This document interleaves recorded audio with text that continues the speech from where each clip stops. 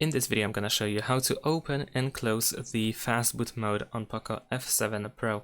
So in order to go to the Fastboot mode, first we need to turn off our device. So I'm going to press volume up and power button at the same time in order to open the power menu.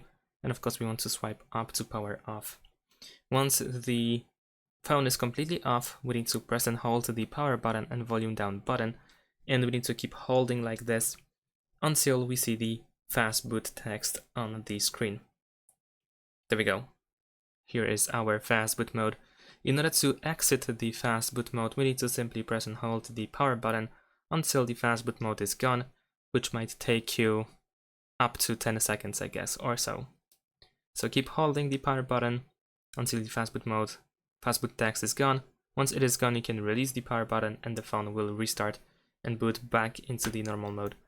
Thanks for watching, leave a like and subscribe to my channel, and see you in my next videos. Bye!